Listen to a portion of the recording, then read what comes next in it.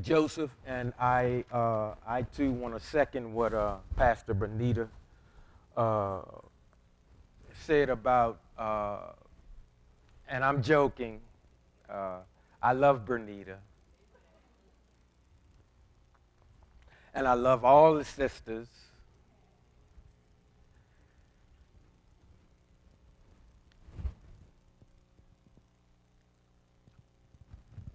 I appreciate uh, everyone's efforts, and even those that couldn't get in to help and assist, and even those that maybe didn't attend for whatever reason. All of what we do is to try to correctly and accurately, as best we can, carry out his teachings and instructions. You notice we no longer do what some call a Passover Seder. And there's a reason for that, and it's not to come against anybody, but we are trying to get a better understanding of how even the feast days are a time that we're not only to commemorate or look back upon what happened and what brought those acts forward, but we're trying to live out his teachings and instructions. And so, see, actually, we're still and I'm getting to the lesson. In fact, this is part of it. This is still Passover season in a way. And I'm hoping that as we get into Genesis 45, that I'll be able to bring more of that out. But if you don't take anything away from it, it was a beautiful event, but it was more than an event. It was actually Emmanuel Worship Center, as best it could, living out the Torah. That's really what it was. And we're continuing that.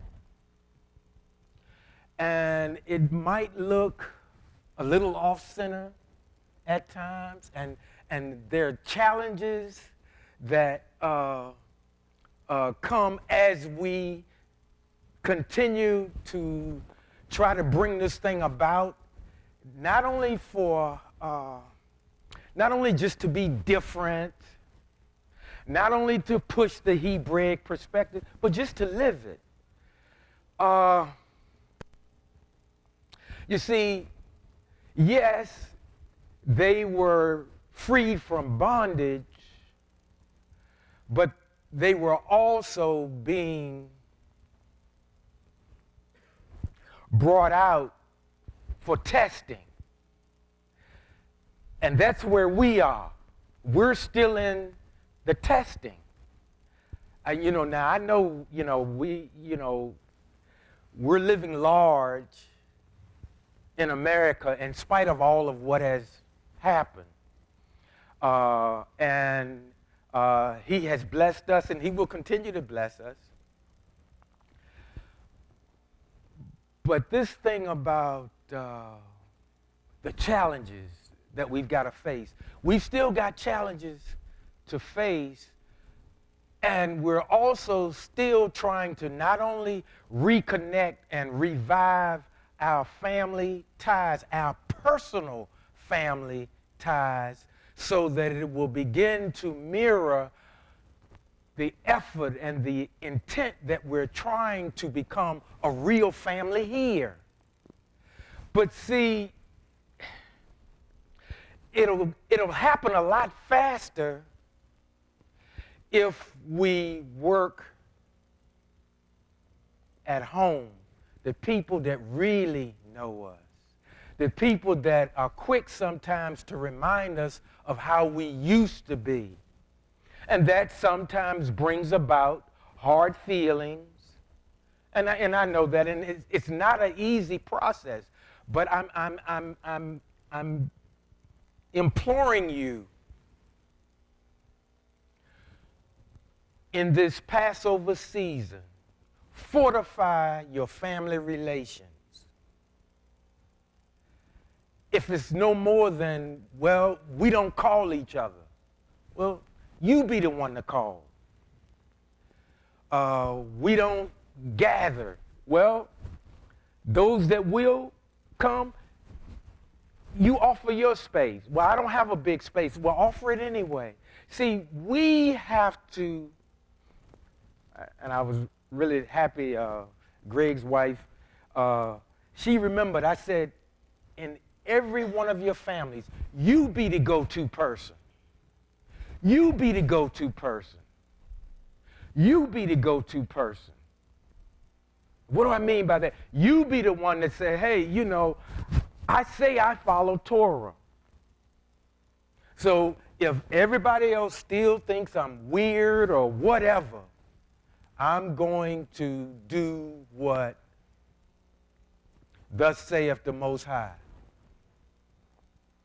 And, you know, you might get some funny looks, you know, and you may have said, well, I'll never speak to you again, you know, and you know, I know sometimes some very horrific things have happened, but I'll tell you, you know,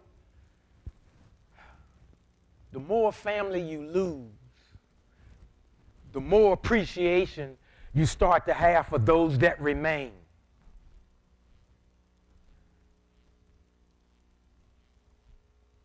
We don't know how long we're going to be here. Now, let me say this too, because with all of what has happened, we're still, 120 years is still kind of promised to us by reason of health and strength. So you can still shoot for 120. So, you know, if somebody in their 90s, you still got 30 more years.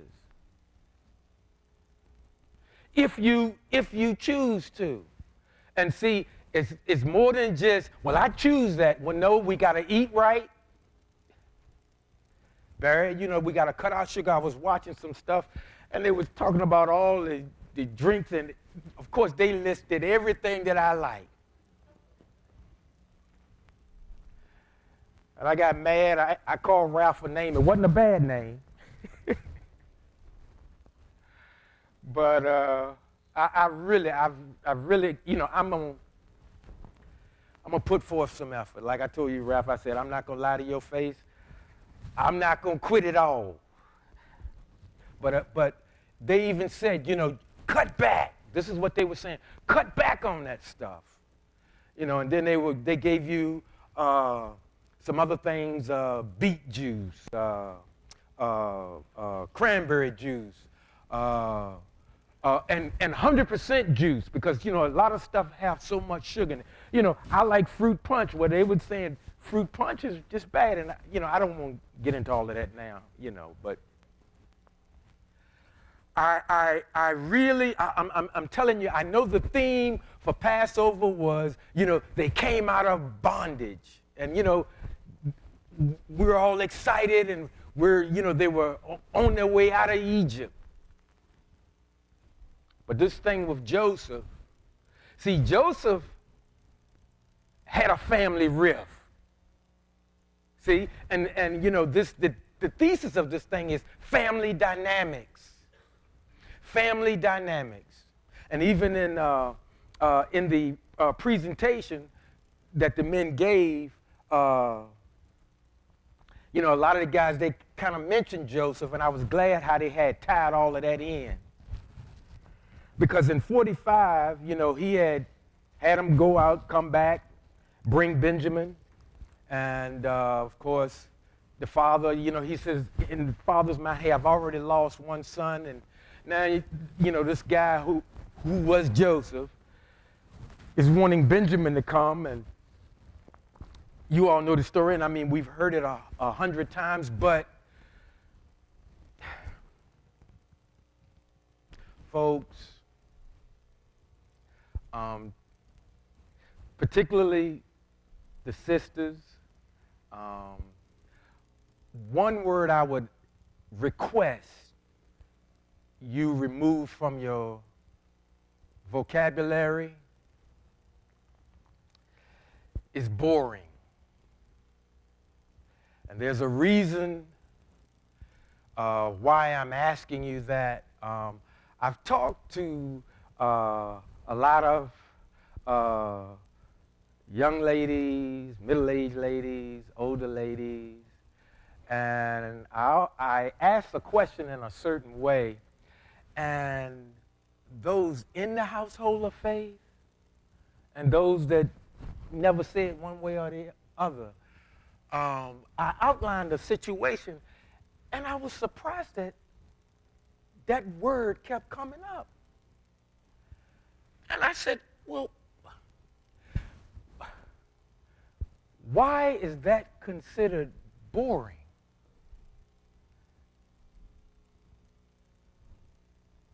I can recall in my heyday in my corporate America life, because now y'all know I'm slinging a mop. But in my corporate life in the insurance industry, things were going well. And I remember I had a conversation with a coworker, and I too said, this is boring. Same old thing, day in and day out, day in and day out. You know, your bills getting paid, you got extra, you got everything that you just about either want, and then sometimes when you can finally get it, you don't want it. And it's like we're saying, I need some excitement. And I know, a lot of guys say, well, we use, what is it? The new word now is lame. You know, for a guy that don't have a lot of drama with him. And, I guess if he don't have swag, he's lame. And so, the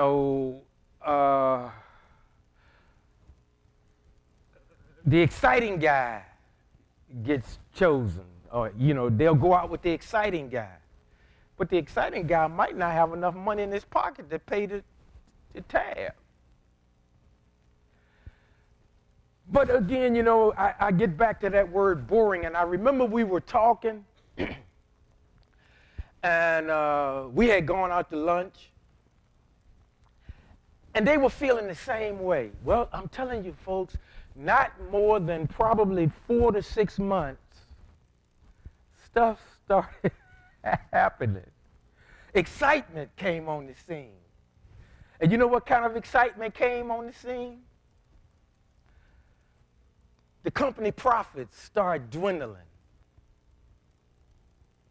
Departments were downsizing. And I can imagine the most I was saying, well, Barry, is that exciting enough for you? Oh, wait, there's more. See,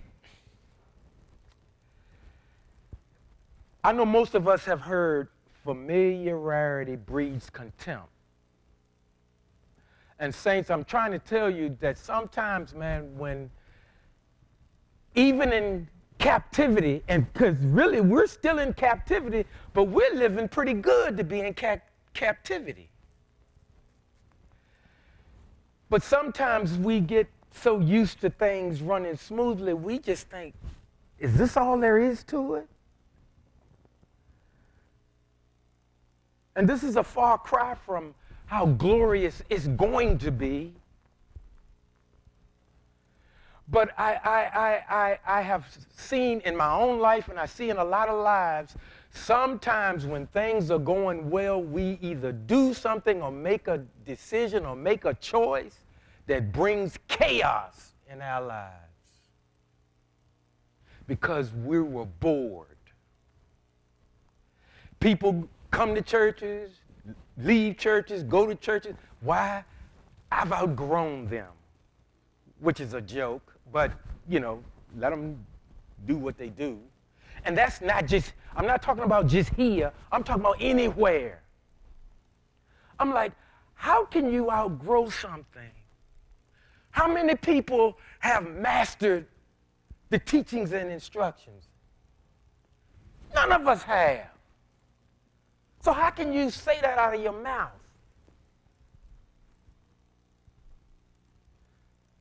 Some people have left good jobs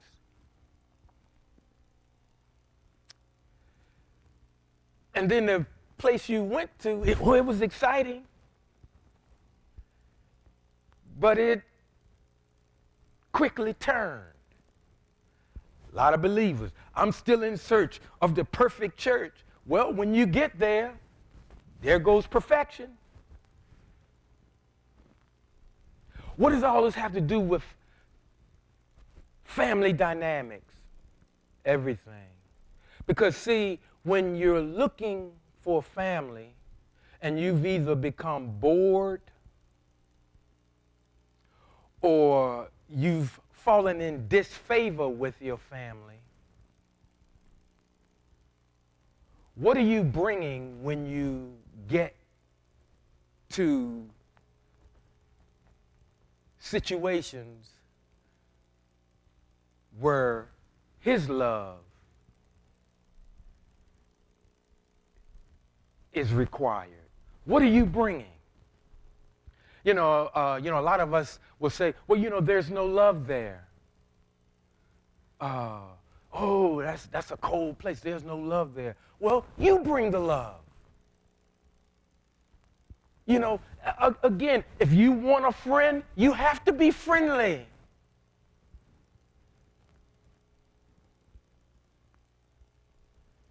You want to feel family love? You distribute the family love. You be the go-to person again, in spite of what's been said. And again, I don't know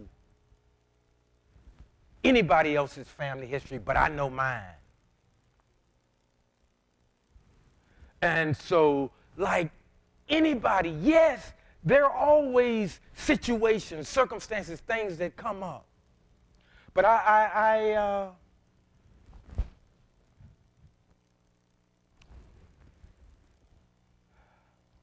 saw the tie-in about family with the Passover. So I know while we were trying to convey to the people about coming out of bondage, I was like, yeah. But families have to come out, even when in the instructions it says, if the family is small, join up with another one. Get a lamb. Get a sacrifice without blemish. Put the blood over the post. But the families come together and don't leave anything of it. And if anything's left, burn it up. But you had to come together. In 45, I'm going to read it out of another translation. And Joseph could no longer control his feelings in front of his attendants and cried, "Get everybody away from me." No one else was with him when Joseph revealed to his brothers who he was. He wept aloud, and the Egyptians heard, and Pharaoh's household heard. Joseph said to his brothers, "I am Joseph. Is it true that my father is still alive?" His brothers couldn't answer him. They were so dumbfounded at seeing him. He said to his brothers, "Please come closer." And they came closer. And again, he said, and I know I went over this the last time, but I'm trying to drive home the point that they had done some things to him that was not kind. But Joseph, like some of us sometimes, we say too much. We say too much. And when I say things like that, I'm not throwing shade, people. Don't misinterpret what I'm saying. I truly believe in my heart that you are good people. Not that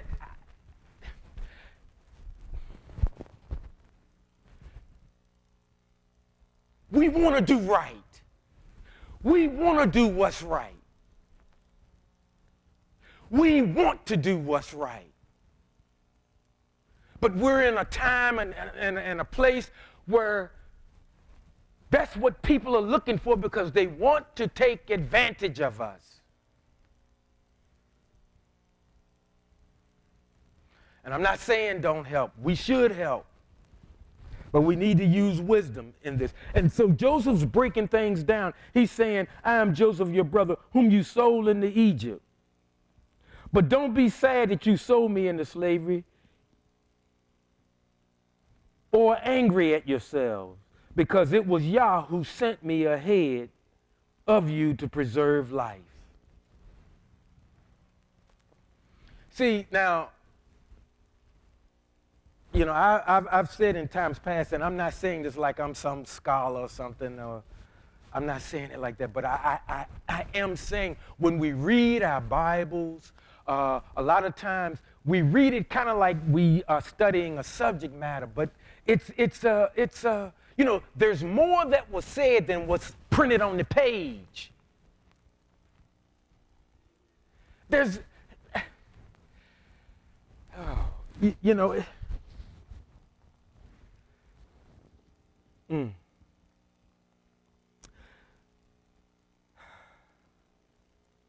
The famine has been over the land for the last 2 years, and yet for another 5.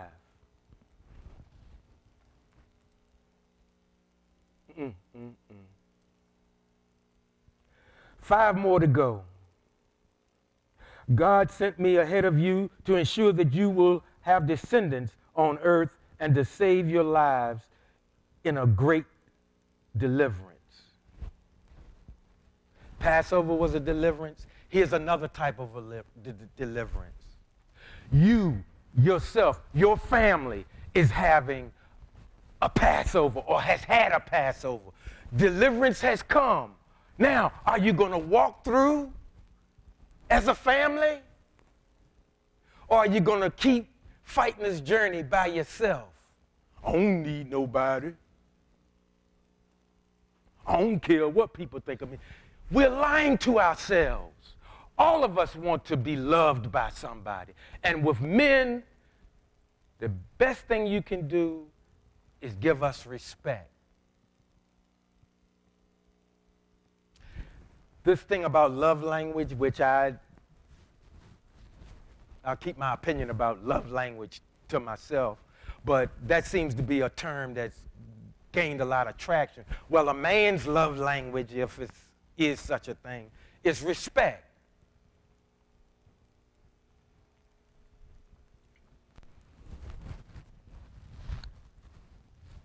From Joseph's standpoint, he felt like his brothers, they not only disrespected him, they dissed him. But, you know, Joseph needs to look at it, and again, I'm not throwing shade because we're reading about Joseph. Joseph don't know who I am, and he could care less. But I'm trying to show us something here. Sometimes, saints, we play a part in sometimes things going south. But sometimes because we serve the Most High, we think it couldn't have been me. It had to be them. Well, let me ask you something. If they serving the Most High and they feel the same way, well, somebody had to do something. So is it possible that maybe we both played a part? And we still serve the Most High? Yes. Saints, that's how we went into captivity. We said, all that you say we will do. And we all know, most of us know, that in the beginning, the Most High wanted everybody to come. But when they heard the thundering and the lightning, Moses, you go. You go tell us. You know, and see, it's the same thing. a group is discontent, and what do they want to do? They want to pick a spokesperson. And sometimes that spokesperson really ends up being a sacrificial lamb, because whoever they approach, depending on how that person take what they say, that person's going to get the full brunt. And notice how the people that sent him, they scatter. Real situation happened here years and years and years ago. It was a brother had a family. They were going here, and something was going on his job, and he had shared it in the men's breakfast, and I didn't say anything in the men's thing, but you know, my concern was for that brother, because he had a wife and 2 kids. And the people on his job, it seemed like to me they were kind of boosting him up to go to management, and we want this and we want that. And I didn't say anything in the meeting, but we were out in the parking lot. He was getting in his car, and I said, look, bro, can I talk to you for a minute? Because y'all know I'm all about the money. And I'm like, man, this guy gonna go in there, and he gonna let these guys boost him up. I said, listen, let me ask you something. I said, you go in and you talk for the people, and they fire you. How many of them gonna help you pay your house note? You know.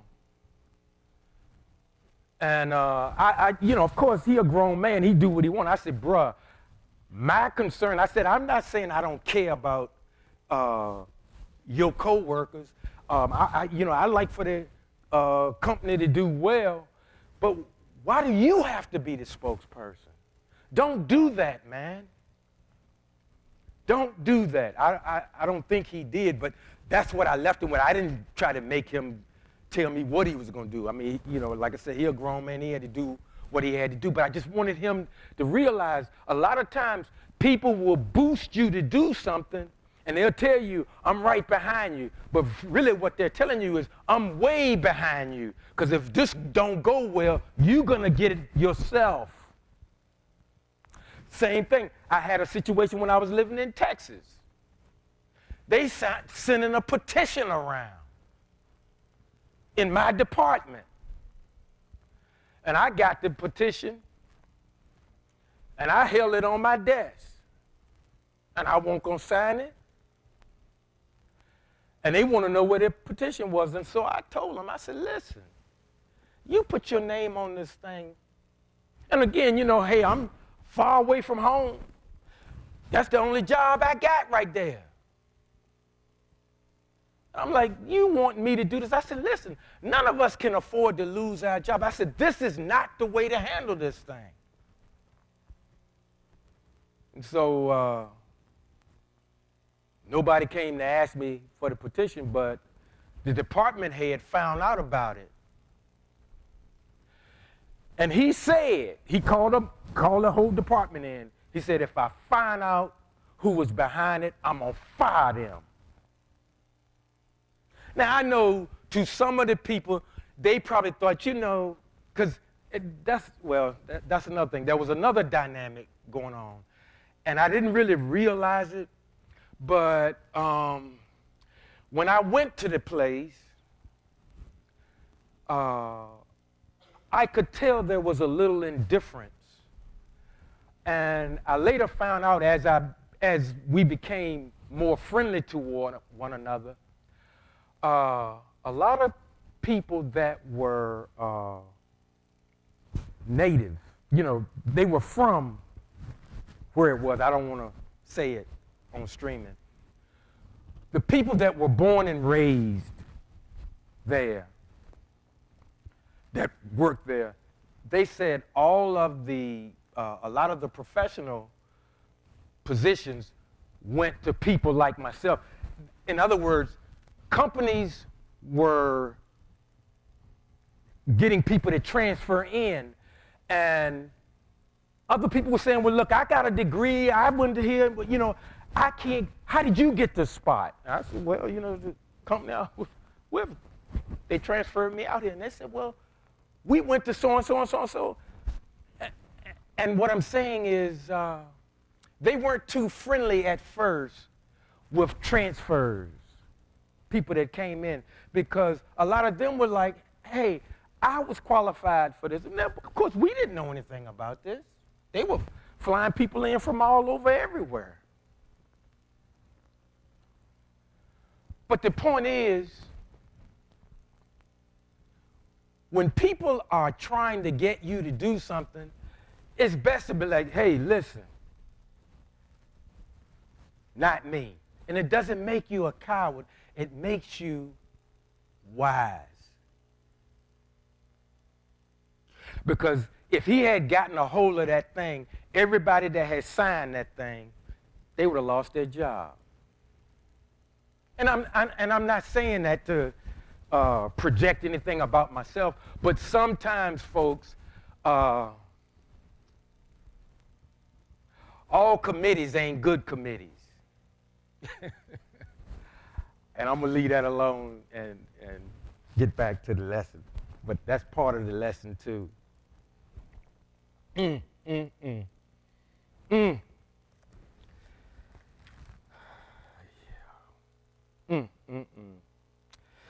then he says to him, he says,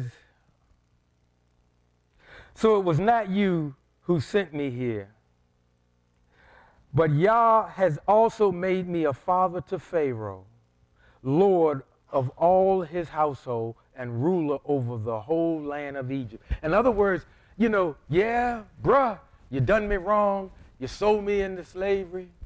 You laughed at me, you know.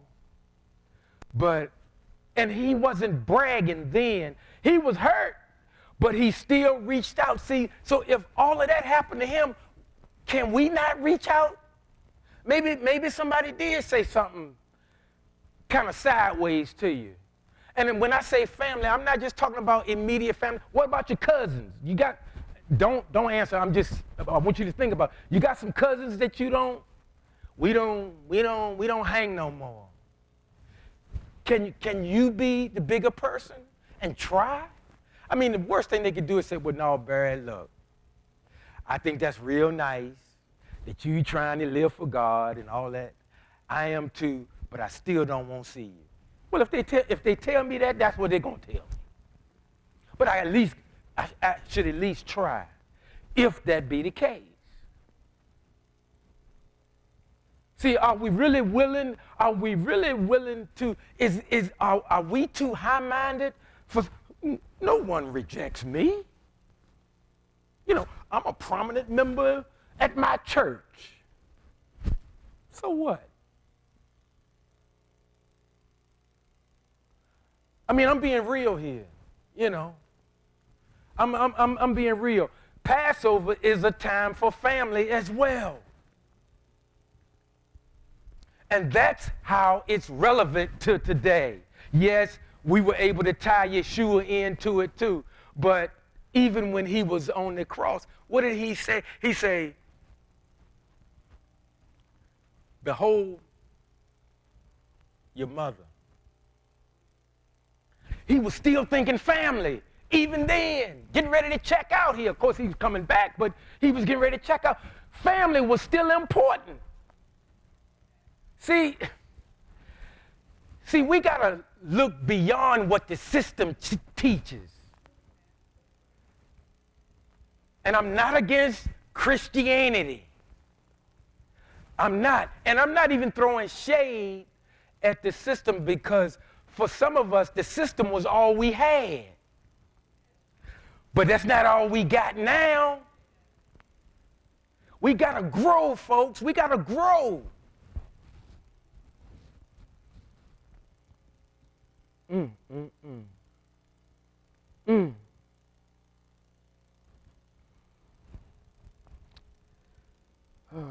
So it was not you who sent me here, but God has made me a father to Pharaoh, Lord of all his household and ruler over the whole land of Egypt. Hurry, go up to my father and tell him, here is what your son Joseph says. Yah has made me Lord over all Egypt. Come down to me. Don't delay. You will live in the land of Goshen and be near me. You, your children, your grandchildren, flocks, herds, everything you own. See, he don't just love you. He love all he bless you with.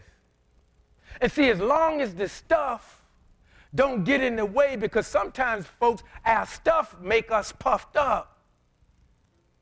I'm telling you, you get the car of your dreams until you have to make that first payment for them 30 days. Okay, 60 days. You riding, I'm going over to Greg's house. Greg said, Barry, what you pulling up in my house for? Because you got that car. I'll tell you something that struck me about Greg. I ain't going to tell you what he first said to me. I still remember what Greg asked me when I first got here to EWC. But one time I was hungry and I said, Greg, I'm hungry. Can I buy you a sandwich? Greg said, you ain't gonna buy me no sandwich. I'm gonna buy you a sandwich. I said, okay. And we've been friends ever since.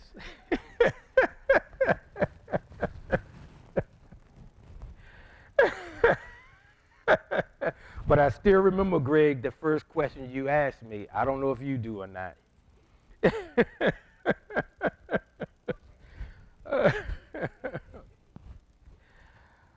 Oh, boy. Look, he said, you, your children, everything you own, I will provide for you there so that you won't become poverty-stricken. You, your household, and all that you have, because 5 years of famine are yet to come. And I kept telling us last year, I said, hey, watch your money, get little books, write it down, watch it. And then come to find out, the more I'm trying to help you save, the more stuff happening. Me and Millie had 2 of her vehicles go down, and I matched her. My car started acting up. Then my truck went down. And I'm like, oh my goodness, I got the truck running fine, car fixed too, but I might have to do something, y'all. But I'm watching the market, and see, we got to be saints. We got, coming to church, all that's wonderful, but be aware of what's going on around you. Please. See, all of this tied in together, all of this.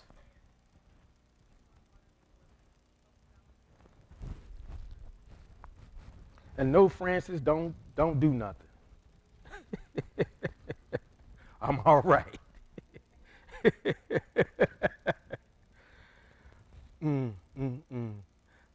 Lord have mercy. He said, here, your own eyes see, and the eyes of my brother Benjamin. That is my own mouth speaking to you.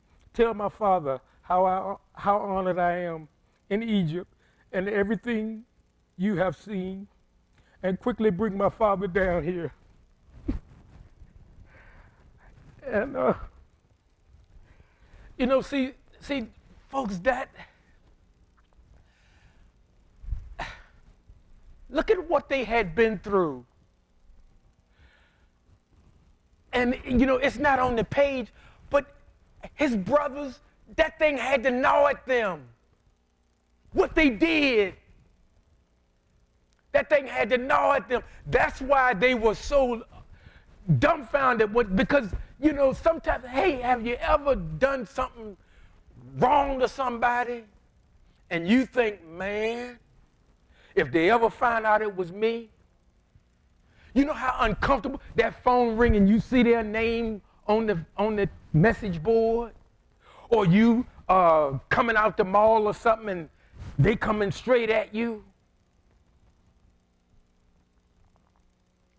You ever seen somebody, or maybe it's the other way around. Maybe you didn't do something wrong. Maybe they did something wrong to you. And you can see the nervousness in people.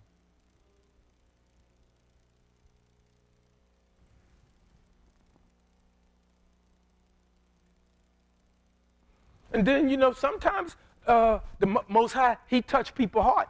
And some guys, and I like this, if a guy, to me, a real man, if he done you wrong, he'll come face to face with you. He'll own it. He will own it. Well, a real person. Instead of trying to excuse it. Well, see, if you hadn't have done this, or if you hadn't have said, no, I was out of line. I was wrong.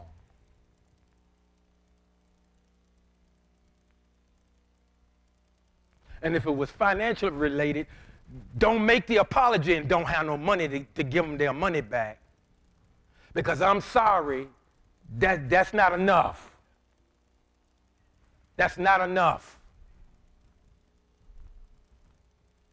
If you publicly embarrassed somebody, getting them, bruh, can I see you over here? No, hey, you shouted that thing, you got up here and stood up there and said that. So get your sorry behind back up here and say, hey, I wronged that brother, I wronged that sister.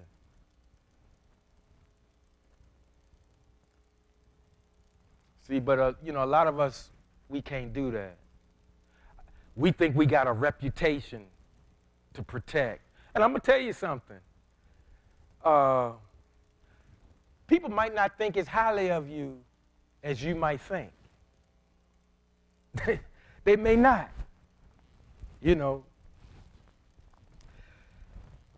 Oh, my gosh. But here, man, I mean, this thing just wears me out in a good way. Here, your own eyes see in the eyes of my brother Benjamin. That is my own mouth speaking to you. Tell my father how I am honored in Egypt and everything you have seen, and quickly bring my father down here. Then he embraced his brother Benjamin and wept. Now, here again, it's not written here, but can you listen. Joseph was his father's favorite. Joseph was his father's favorite. Now, there's a new sheriff in town.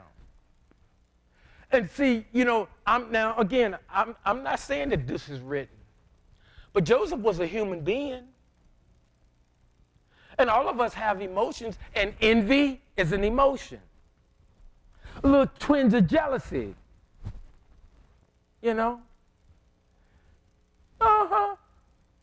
Oh, but not a child of the Most High. Yeah. They can be envious, they can be jealous.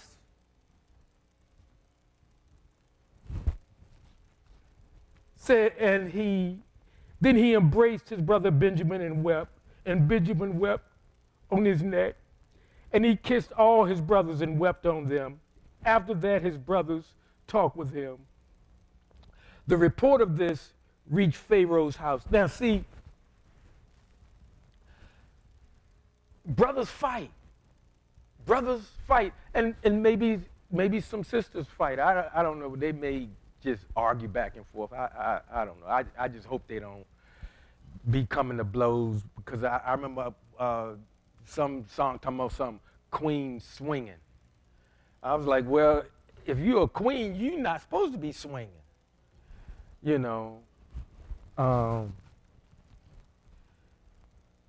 But I'm just saying. But yeah, you're gonna have some differences, and sometimes being cooped up in the same house, and particularly if everybody don't have their own room. Now, if you got it like that, hey, good. But little things happen sometimes. Some of your siblings, the parents give everybody some orders, and sometimes some will go do it right away, and some will wait till the last minute, and some won't do it, and then they want you to help them.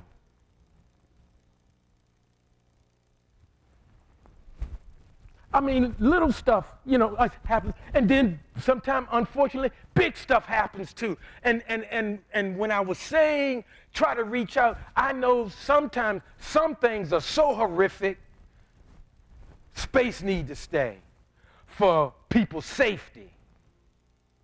because some tragic things have happened in some families. So I'm not Pollyanna, just a spoonful of sugar make the medicine. I can't stand that. And that's a lot of kind of teaching go on in a lot of houses, but it will not go on in here. Stop telling everybody, do this 3 times, read my book, get my tape, get my whatever. Stop that. That stuff don't work.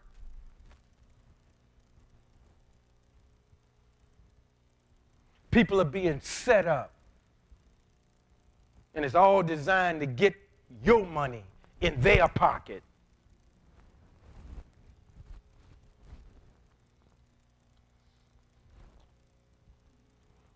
The report of this reached Pharaoh's house. Joseph's brothers have come, and Pharaoh and his servants were pleased. Pharaoh said to Joseph, now listen to what Pharaoh said now. This is the guy that sure enough is running things. Here is what you ought to do. Load up your animals, go to the land of Canaan. Take your father and your families and come back to me. I will give you good property in Egypt, and you will eat the fat of the land.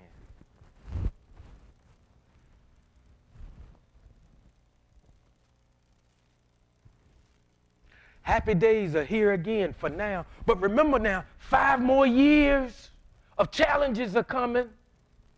And 2024, I'll be so glad when all this stuff is over. And again, I'm not going to get into this, but folks, don't get distracted. Keep your eyes on your budget.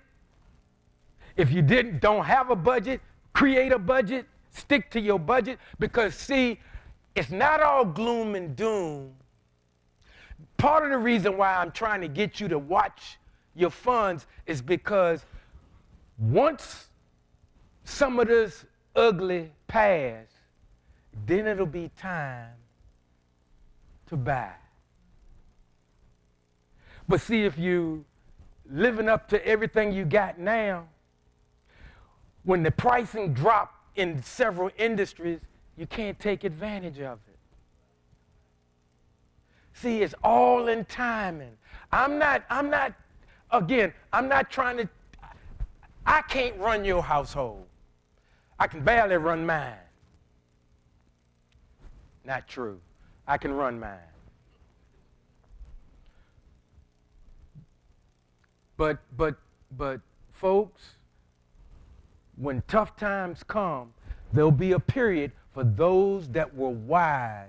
They'll be able to take advantage because people are going to start selling stuff, and cutting it, cut rate. And if it's some items that you want, that's the time to get it. I said sometime in the last quarter of 2023, I said, don't make any major purchases. And I hesitate to say that, but I said, well, no, that's good. I wasn't trying to tell people again what to do with their money. But I keep looking at things and the closer we get to November and when all of that fiasco's over, maybe. See, and I'll say that about this and I'll move on. I don't have but 7 minutes now. Regardless of what happens in November, you still got to pay personal property tax. You still got to eat. If you are retired, hopefully your retirement checks and everything else, Social Security else, will keep coming. So it really doesn't matter. And I'm not saying that to tell you not to vote, to vote. I'm just saying, guys, we're going to have to deal with whatever happens if we're still here. So again, it's no need for us to get upset with each other because of what's going to happen. That could be part of the challenge of us coming out of bondage. A type of bondage. When this financial passes, let's be in position with fat pockets. Because, I said to you last year, I said, my goal is for us to be in better shape 24 after all of the crazy, because it's crazy now. But it's going to get crazier. I think it was Google just let another 200 to 400 people go. I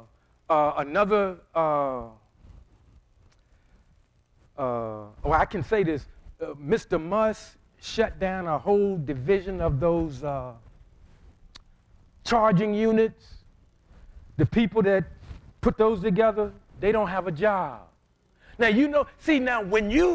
it's one thing if you making, and again, whatever, if you making under 40,000, that's one thing you lose your job. You could probably get another one. But you lose a job and you making $500,000 a year, they not all across the place. And that's a lot of who's gonna lose.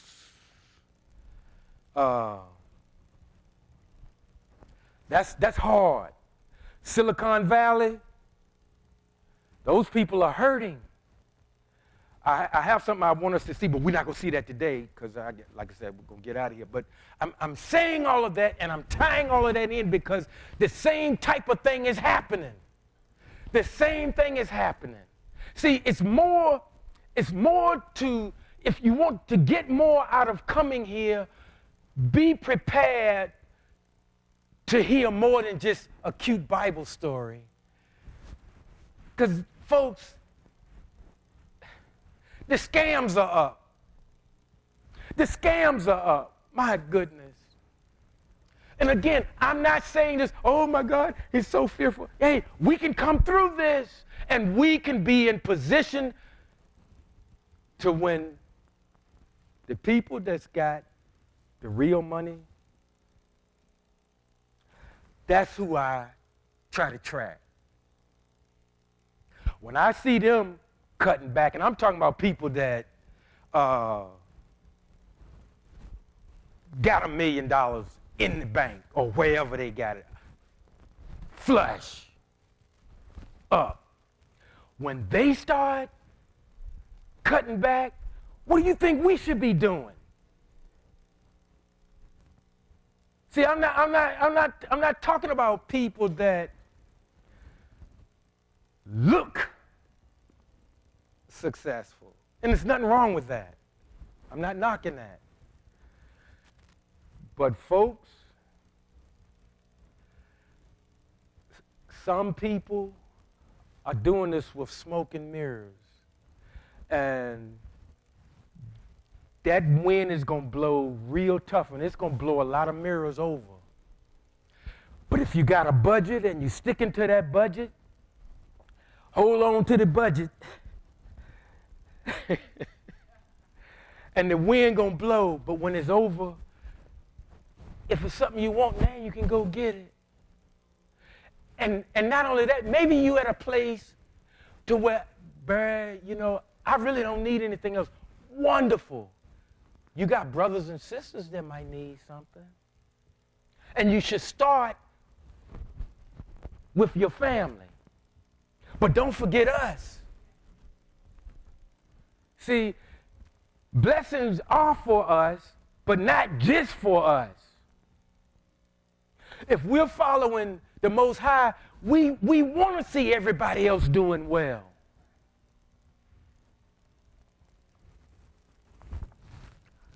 I'm going to stop here with 2 minutes.